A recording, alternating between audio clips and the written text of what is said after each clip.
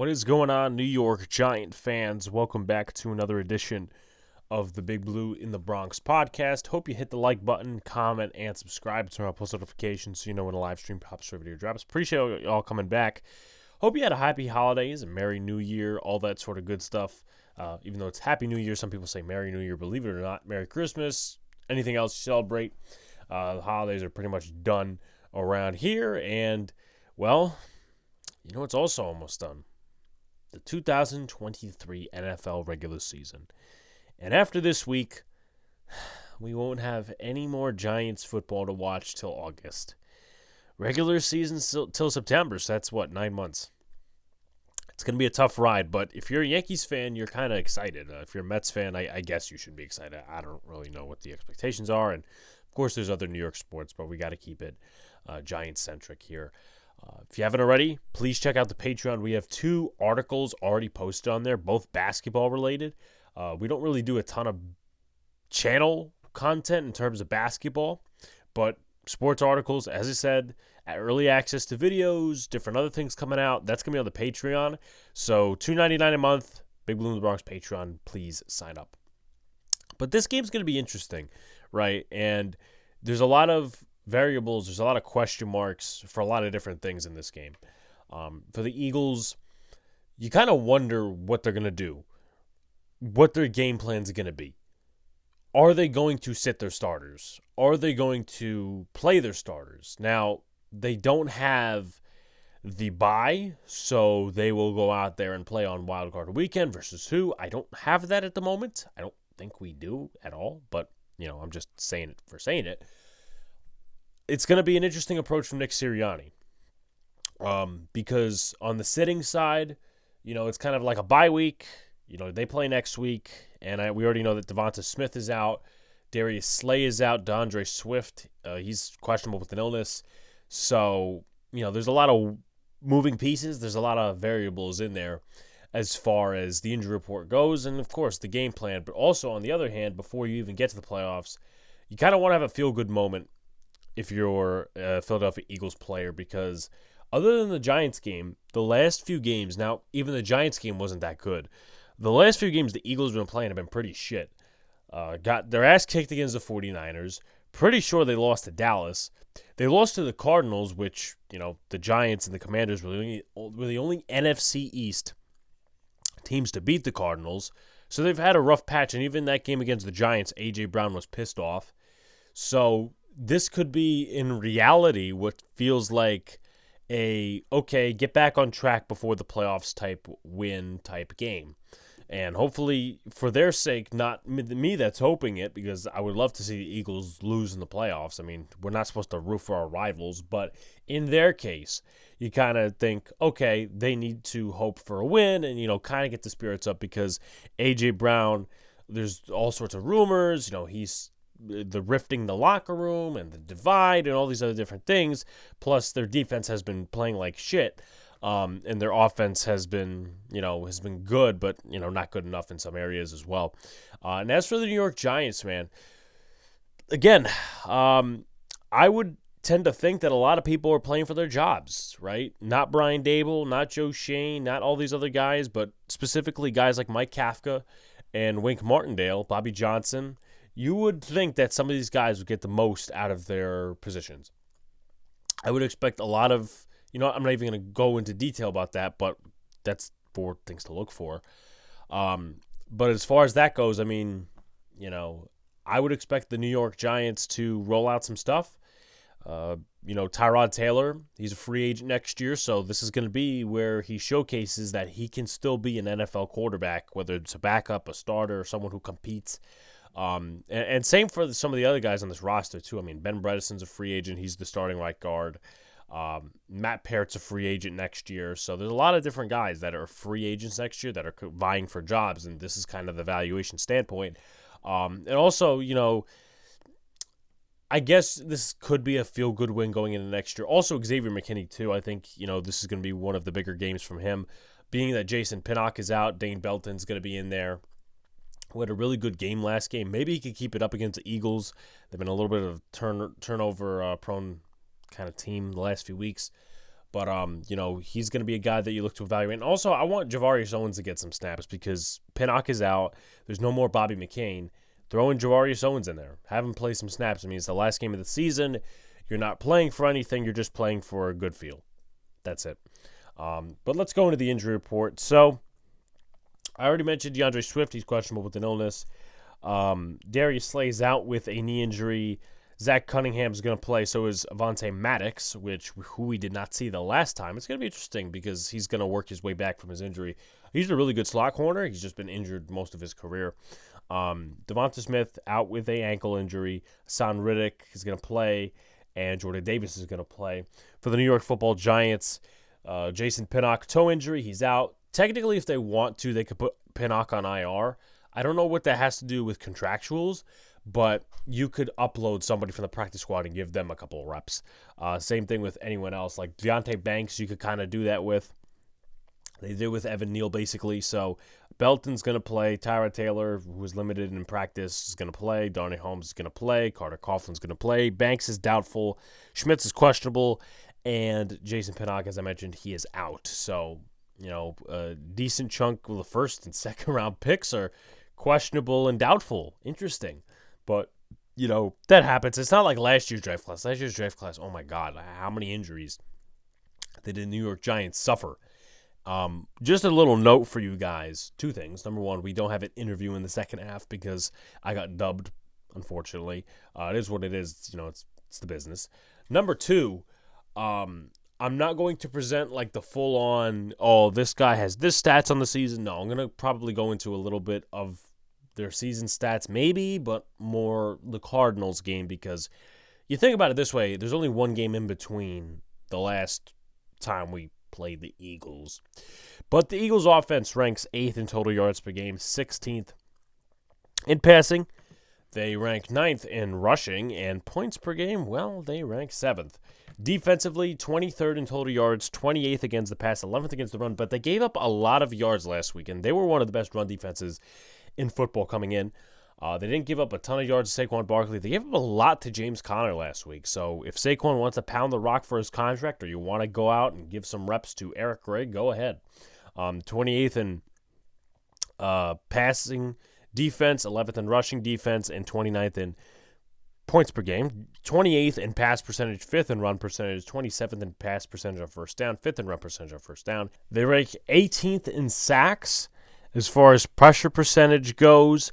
As I mentioned on the other podcast that we did, obviously previewing the Eagle game the last time, they're a little underwhelming considering the dogs that they have at pass rusher. But let's see, they're 5, 6, 7, 8, 9, 10, 11, 12th in pressure percentage.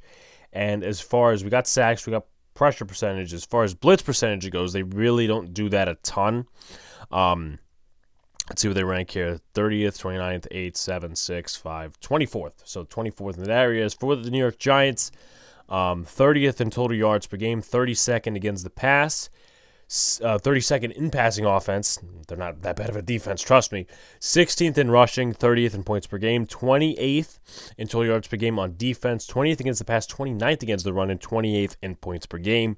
18th in pass percentage, 15th in run percentage, 29th in pass percentage on first down, and 15th in run percentage on first down. As far as the Giants and sacks go, they rank 30th. That's not been one of their strong suits. As far as pressure percentage goes, been a little bit better the last week's. 9, 8, 7, 6, 5, 4, 3, 2, 1. 20th in pressure percentage. That's not bad, but again, you would like it to be a little bit better. And they're second in blitz percentage, which is no surprise. All right. Let's do some things to look for. Zone coverage wink. Now, obviously, Wink's formula is blitzing the shit out of the quarterback, right? We know this. This has been Wink his whole entire defensive coordinator career. What I will say is this also as well. There's a lot of things going for Wink in this game. A potential of him not coming back next year. Why I say zone coverage is because Brian Dable, in my opinion, is more passive. I think that if he happens to fire Wink, Leslie Frazier is the first guy on his list, and Leslie Frazier is more passive. The problem with being more passive is that the Giants cannot get there with the front four. Ojulari's been a ghost. Thibodeau's been against the Eagles. Dex, he's playing on a hurt hamstring, and then you don't have another defensive tackle that could actually bulk up in the passing game. That's just the way I see it. So, that's, I guess, probably why they play straight up zone, is just to keep everything in front of them. But he could also go ahead and blitz a little bit more than we expect, right? Jalen Hurts, obviously, the turnovers, and he could go out there and say, okay, fuck what Brian Dable wants. I'm going to go out there, prove I could still be a good defensive coordinator with limited talent, blitz the shit out of Jalen Hurts, and cause a bunch of turnovers. That could potentially happen. So, zone coverage wink, I think that's going to be it. Julio Jones was really hot last game, so I think he's someone to watch. Nick McLeod versus Julio Jones. I don't think he's going to be lined up in the slot. I don't think he's got that manpower anymore. And then you got A.J. Brown on the other side versus Adoree Jackson, which is going to be really interesting. Creative plays from NYG or run opening up the pass. I think you'll definitely see some creative plays. The end around, even though that's not necessarily new, the end around last week against the Rams, that was a trick out of the bag for Mike Kafka and the Giants offense. So, he's trying to keep his job. And, again, there's all these reports about these coordinators not keeping their jobs. This is going to be the final countdown. This is going to be the final game for Brian Dable and Joe Shane to evaluate who's going to stay on the staff and who's not going to stay on the staff. And, if they put up a good effort with Tyrod Taylor as quarterback against the Philly defense, then Mike Kafka will come back next year. And you could argue, hey, had Tyrod Taylor played that first half, they probably would have won that game against the Eagles the first time. Also, all those mistakes, right? The bad play calls on fourth down and all these other different things, like the short play to Wandale that didn't work, the crossing route, like that shit. If you're Mike Kafka, that shit has to be cleaned up.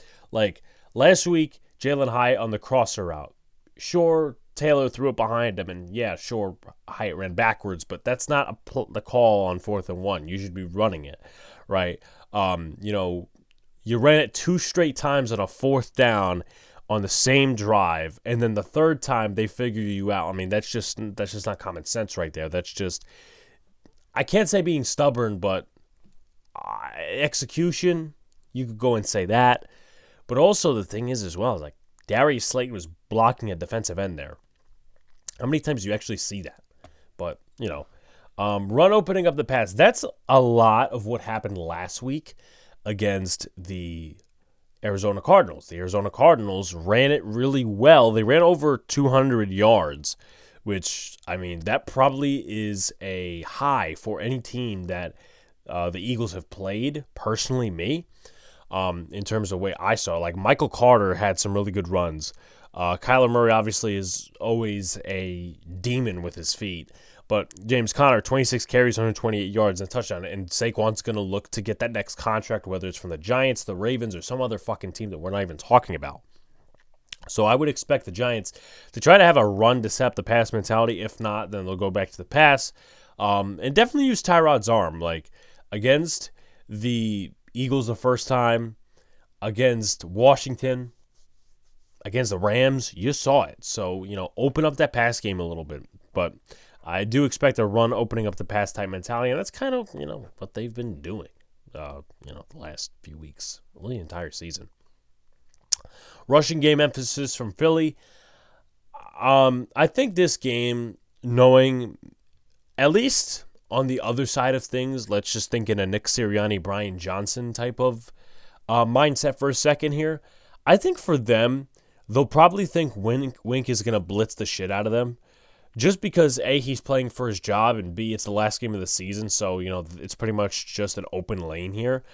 I would think they probably go out there and try to run it a little bit more and kind of get Kenneth Gainwell involved. Now, if DeAndre Swift doesn't play, it's hard to imagine that they actually go with the running emphasis. But if he does play, DeAndre Swift, Boston Scott, Kenneth Gainwell, those type of guys will probably get the carries most of the time and leave the ball out of Jalen Hurts' hands.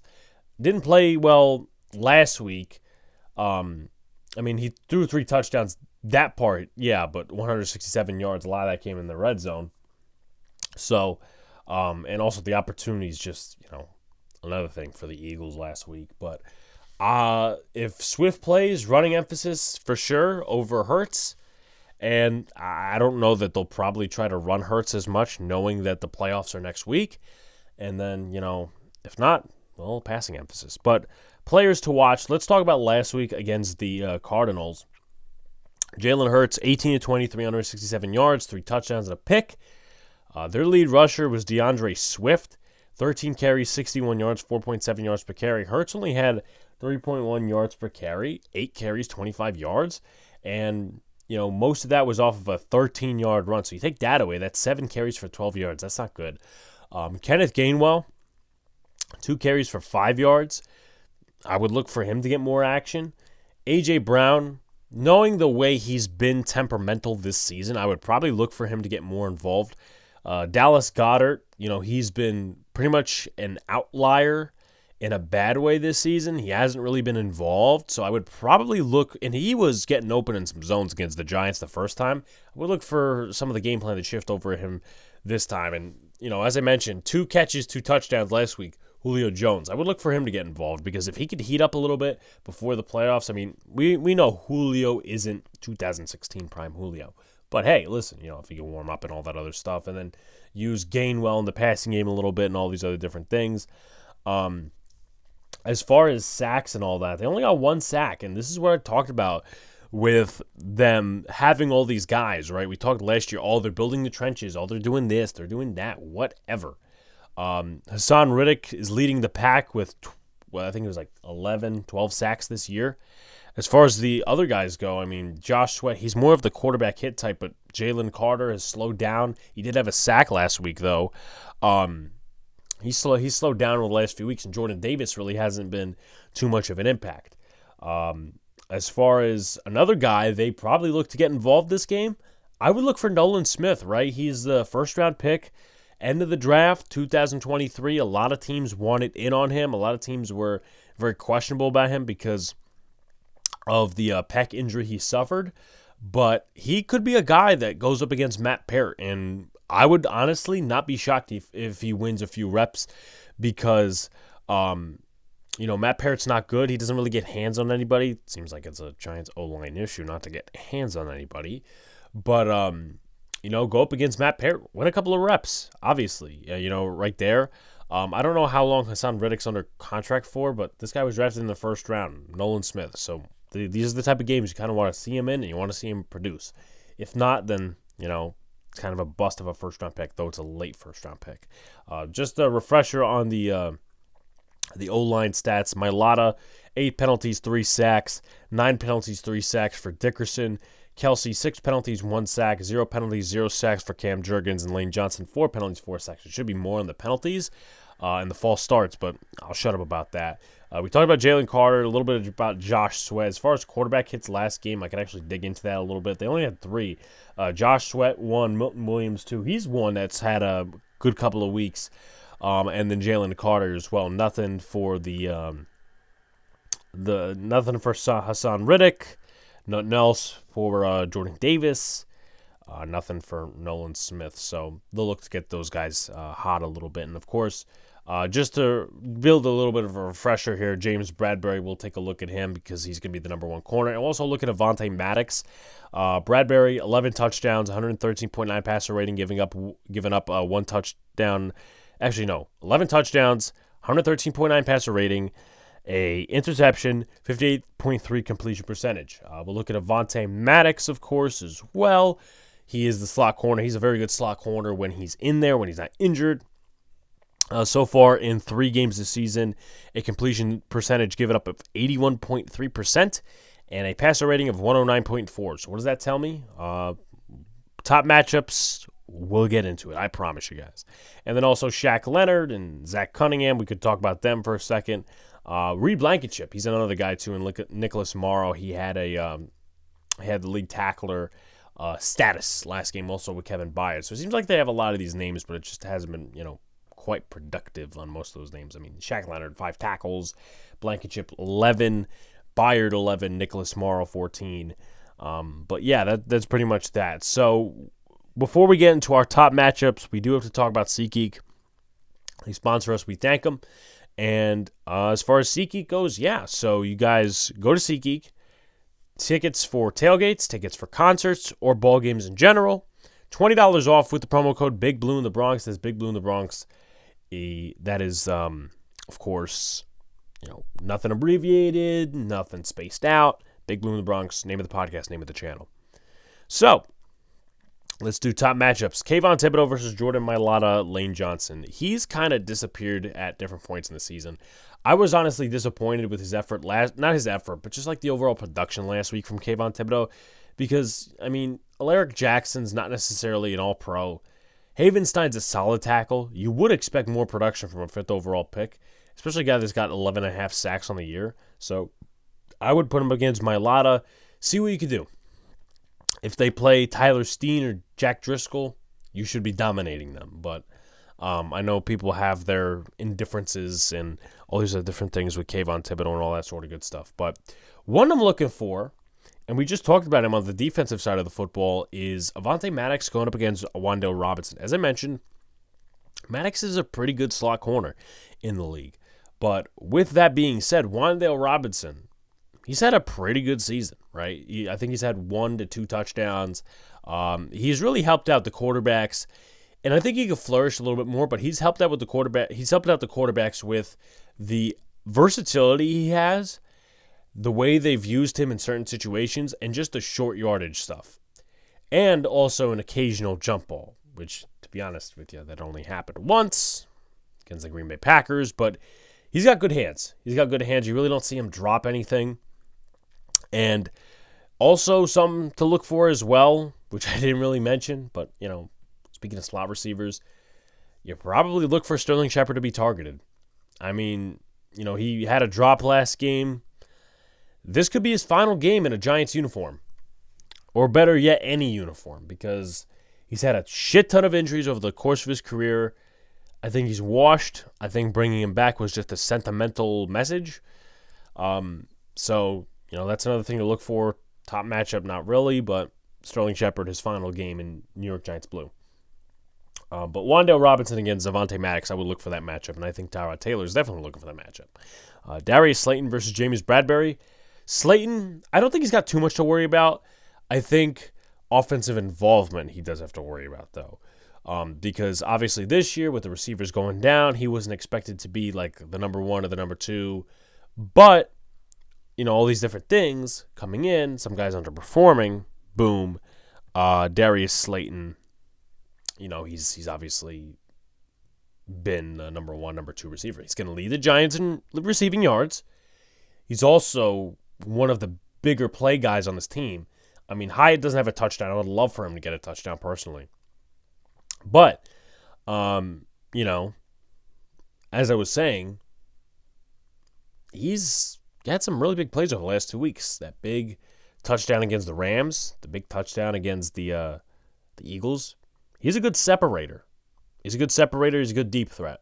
So, Wan'Dale Robinson is a better separator, but deep threat, Darius Slayton, you got to worry about him. I would also worry about Darren Waller versus Shaq Leonard, Cunningham, or Blankenship. Use that tight end linebacker mismatch. JMS, Pugh, and Bredesen versus Davis and Carter. Of course, they could mix in Milton Williams. JMS, if he plays, of course, I think he will, but, you don't really want to risk someone's health just for one meaningless game. Though, for development purposes, it's not really meaningless. Justin Pugh and Ben Bredesen, those guys are free agents next year. It is no guarantee that they will get a job, even though I think they will. It's no guarantee they'll be back in Giants Blue, and if they love playing for Giants Blue, they got to play well this game, because against the Rams, not good. Against the Eagles, especially Pugh, not good. Picking up stunts, they got to work on that. They have to work on that. The Giants need to figure this out for the future. Put 2 competent guards next to JMS, and I don't think it's going to be Pugh or Bredesen. I think they need to find somebody else, personally. Because you can't be switching all these different guys, all these fucking rotations, and then them not picking up stunts. That's also a switch of the O-line coach. Thank you very much. Nick McLeod versus Quez Watkins. Watkins is more of a slot receiver, but, you could see McLeod in the slot. Also, McLeod versus Julio Jones, someone who had some hot flashes last week. 2 catches, 34 yards, something like that, and 2 touchdowns. Red zone threat. That's all I'm going to say. Adoree Jackson versus A.J. Brown. A.J. Brown, obviously, very much in the complaint side in the locker room. Adoree Jackson wants to be back in New York Giants blue. He said it. This is a game. You got to prove it, man. You can't be washed, looking out there, cooked like a Thanksgiving turkey. Can't have that. We're not going to have too much safety help. I mean, it depends on what the game plan is. You'll probably play cover 2, zone and all that other shit. But, I mean, your number 1 corner, you should be playing well against your former teammate. That's just the point I'm trying to orchestrate, or better yet, illustrate here. And Dexter Lawrence versus Jason Kelsey and Landon Dickerson. That's always a fun matchup to watch. We'll see how much Dexter Lawrence has in terms of health. Keys to win: defend the run. I think that's going to be the best key to win for the New York Giants. If DeAndre Swift plays, of course, you defend the run. The Giants haven't defended the run for a long time, but specifically within these last 2 years, they haven't been consistent. They haven't been good at it. So defend the run, help save Wink's job. Number 2, passing game. However you want to format it, run to set up the pass to set up the run. I think passing game, you need to exploit the actual weaknesses on this Philly defense, kind of have them in a bad mindset going into the playoffs, just like a rough mindset, if you will, and, exploit those differences and go into the offseason feeling good about a passing game and think, okay, we're only maybe 2 O-linemen and a quarterback away. Number 3 is turnovers. We saw how that Adoree Jackson turnover kind of shifted the game again on Christmas, right? Not much going for the Giants. Hurts throws a pick, and all of a sudden the Giants are back in the game. Granted, a few mistakes kind of distanced the whole thing. It kind of distanced the game from the Giants winning to the Eagles winning. But turnovers, trust me, the Giants have had plenty of those. That's a real fucking reason Wink should come back. I will say this, and I will scream this from the mountains. I'll scream it from Mount Everest. Turnovers. The Giants have improved so much in that area. They're top 10 in fumbles forced. They are top 10 in interceptions. I mean, I just don't see the argument for not bringing Wink Martindale back. And then, so just to wrap it up on that note, defend the run, passing game, turnovers. That's that. But score prediction, I think the Eagles do pull away with this. I think the Giants will have a moral victory, kind of like they ended last year with. Not in the playoffs. That's not a moral victory, but ending the season is like, okay, they sat their starters, but some of the guys we saw, developmental guys, whatever, right? But I think it'll be like a 19-14 games. I don't think the Eagles are going to put up 70 points. I don't think they'll put up 30 points. They could. They might kick our ass, just feel good about themselves. But I think the Giants are going to play hard this game. I think you'll see a good effort from the coaches. I think you'll see a good effort from the players, knowing that a lot of jobs are going to be vacant on this coaching staff and on this team next year. And no, I'm not talking about the head coach. I'm talking about the coaching staff in terms of coordinators, position coaches, and all that. But 19-14 Eagles is my score prediction. Like, comment, subscribe, folks. Turn on post notifications so you know when a live stream pops or a video drops. Appreciate y'all coming back. Again, please check out the articles on our Patreon. Join our Patreon for $2.99 a month. That's where you get early access to podcasts and all these other different things that we're doing. A lot of baseball content coming along. We're trying to reach 2K. And again, we are going to the Senior Bowl in Mobile, Alabama. It's going to be a fun trip. We booked pretty much everything at this point except for the rent-a-car. But it's going to be a lot of fun. Can't wait to produce content for you guys down there. But talk to you soon. Peace.